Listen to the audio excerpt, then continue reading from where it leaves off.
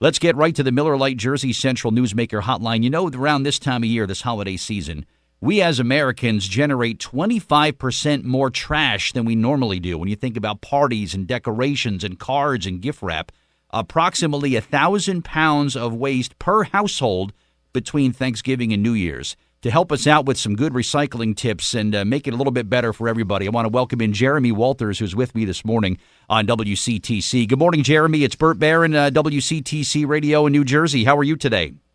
I'm fantastic. How are you, Burt? I'm good, and thanks for getting up nice and early to chat with us today. But I guess you don't pay attention to it, with gift wrap and all this other trash that we're generating over the holiday season for this time of year. It's pretty remarkable how much more is created, and you take away the leftover food that Americans unfortunately still throw away. But the amount of trash really escalates these last couple months of the year, doesn't it? It does. It's quite an impressive statistic to think about, generally when we're talking about how much waste we produce throughout the year, but especially as the holiday season. Just as you said, there's a massive influx in terms of what we throw away. Yeah, and in our county, with the county that we do our show out of, Jeremy, we're very good when it comes to recycling. We host events, we host collection events. People bring computers, then they'll bring oil and motor oil and things, and they're very good when it comes to kind of keeping things nice and clean with these recycling events. But what do people do with things like, bubble wrap and styrofoam that you're going to get for gifts and electronics and things like that? Are a lot of those things recyclable, Jeremy? Unfortunately, not in your regular curbside bin. While there might be a reuse aspect, you could repackage. This time of year we may be shipping gifts to family, friends throughout the country. Those are great packaging materials, and we can definitely repurpose or reuse them, but they cannot go in your regular recycle bin. So just, maybe like you said, repurpose it. You know what? If you're going to send something to somebody, take those styrofoam little peanuts or whatever and pack them for someone else and use it to ship a gift to someone else.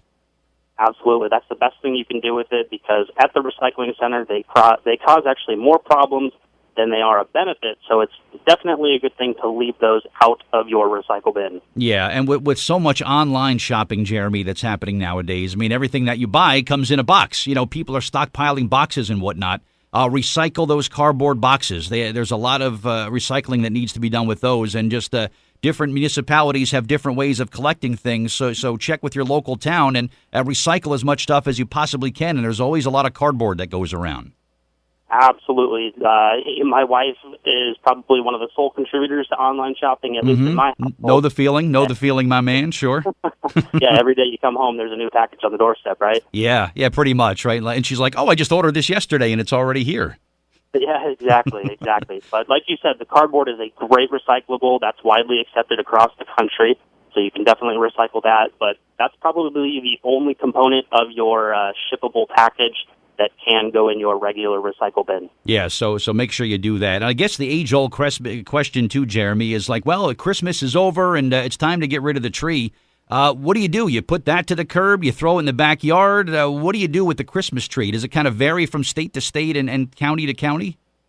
It definitely does vary across the country. It is a compostable item. If it is a live tree, no matter how real your artificial tree looks, that can't be composted. But if you do have composting available in your local area, you definitely can compost it. But check with your local provider for any special pickups or drop-offs. But, definitely want to compost those if you have that option available. Yeah, and I think our conversation today, Jeremy, is also to kind of remind people to just kind of get back in the habit of day-to-day recycling, which can seem kind of mundane, but it's really an important thing. And in fact, America Recycles Day is going to be celebrated on Thursday, so this is a good opportunity to remind people just kind of about the basics. That mayonnaise jar or that ketchup bottle, Jeremy, do I have to rinse that out and take the lid off before I recycle it, or what's the preferred method for collecting things like that? Yeah, we do ask that you rinse them gently. Try to get out as much of that food waste as you can, because the problem that it creates is that if you throw that ketchup or mayonnaise jar in your recycle bin with the content still in it, if it pops open and gets on your paper or your cardboard, those are really fragile recyclables, and they'll actually be ruined in the process, and those cannot be recycled. So it's definitely beneficial that you want to rinse those gently, tap out as much of the liquid as you can. We say, as a rule of thumb, no more than about a teaspoon of liquid left inside the bottle itself, and then actually place that cap on nice and tight and you can toss it in the recycle bin. Put the lid back on. Okay, I'll remember that too. How about cans, like tuna cans? I go through a whole bunch of cat food cans every day in my house too, Jeremy. I know the can is recyclable. What about that lid that I peel off and discard? Is that also recyclable?